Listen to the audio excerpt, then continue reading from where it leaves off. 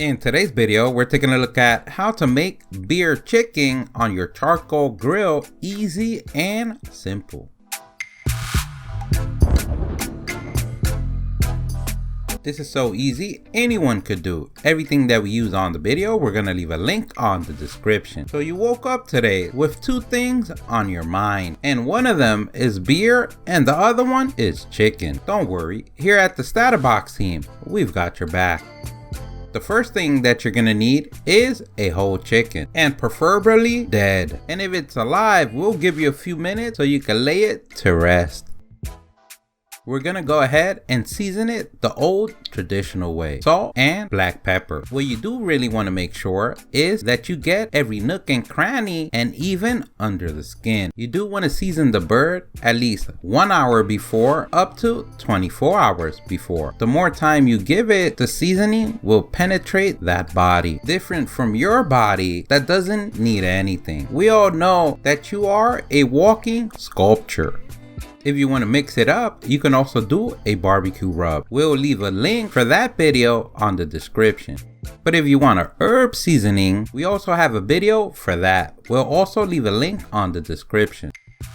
Now that we have our chicken seasoned, what we're gonna do is take a beer can with beer, probably drink the first few, hopefully not forget that you need one for the chicken, take a few sips out of that one as well, and try to leave at least 60% or 70% of the content inside. Now that you have your 70% filled beer can, we want to place it inside the bird. Having an aluminum pan under the bird is a good idea. As the beer heats up, it's gonna bubble. It's gonna go up and it's gonna go inside the bird. After it does that, it's gonna go on the pan. So this is gonna avoid any future cleanup in your grill.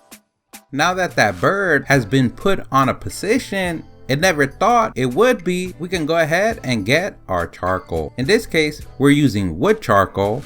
Now, let's go ahead and turn on our charcoal. We're gonna take our paper and place it under our chimney starter, and then place our charcoal. Then we wanna light the paper in different places to get an equal burn. And if you don't have a chimney starter, you could check out our video, how to turn on charcoal without using starter fluid or a chimney starter. And remember, this works for this type of barbecue grill or for the smaller type. And what we want to do is wait until all the smoke has gone from the charcoal or when you start seeing fire. Once we see fire on the charcoal, now we can slowly dump the charcoal on your grill. And we're using the 60-40 method, meaning we're only going to put charcoal on 40% of the side. In our case, we're using a basket to hold the charcoal. We notice that it retains the heat and it's easier to clean up. And we did this basket under $11. We'll also leave a link for that video on the description.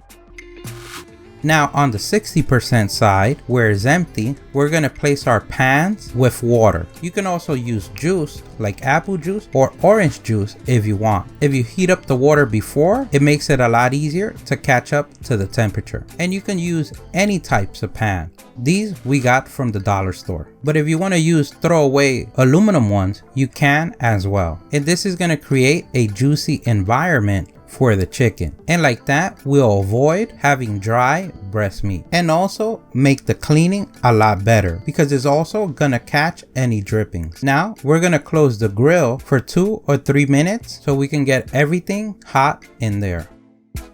If your grill grates are not seasoned, you can take a little bit of oil and paper and rub it on the grill grate. And our main goal is to maintain a temperature at 350 degrees Fahrenheit or 176 Celsius. And we do that by adjusting the vent on the charcoal side. The more open the vent, the more air, and is going to create more heat. The closer the vent, the less air, meaning the less heat. If you notice your temperature goes up too high, you can close the vent completely until it cools down and then adjust it until your desired temperature. So the main idea is that the air is going to come in from the vent where the charcoal is at. It's going to push the hot air and also the smoke towards the chicken and then leave from the vent on the top. If you notice your bird is not staying in place, or if you want to do more than one at a time to make it easier and more convenient, they sell accessories just like this one where it makes life a lot easier. We'll leave links in the description of the video. And we're basically looking at a cook time from 1 hour to 2 hours, depending on how many chickens you have and how big is your chicken. Usually for one chicken, 1 hour to 1 hour and 30 minutes should be enough. We want to make sure that we place the chicken away from the charcoal on the non-charcoal side. At the 30-minute mark, we want to flip the chicken around, and this is to give it an even cook and color. If at any time during the cooking process you notice that the skin is getting too dark too quick, you can always cover it with aluminum foil. This would prevent the skin from burning, but also help in the cooking process. Once we get to the 1 hour mark, we want to test for doneness, and we want to check the temperature in different places just to make sure that we have everything cooked. If it hasn't gotten to the temperature and you haven't placed aluminum foil, we go ahead and do that at the 1 hour mark. This is going to help the temperature even out all around. And we're looking for an internal temperature of 165 degrees Fahrenheit to a maximum of 180 degrees Fahrenheit, which is around 74 Celsius, to a maximum of 82 Celsius. A pro tip: when checking the internal temperature, you want to make sure that you don't hit any bone. Now that we got to our desired temperature, we're ready to bring the bird inside. In this case, we remove the accessory and the beer can. We advise not to drink the beer, but you can also make a sauce with it. And we let it rest for a minimum of 15 minutes before we go ahead and carve. Now you can pat yourself on the back for a job well done. You become a legend in the grilling community. You've combined two sports into one. Don't forget, if you like the video, please give us a thumbs up. That really helps. If you have any questions, place them in the comment section below. Either someone in the StatUpBox team or someone in the YouTube community can help you out with an answer. Don't forget to subscribe, follow us on social media. Thank you for watching, and here's a link to our latest video.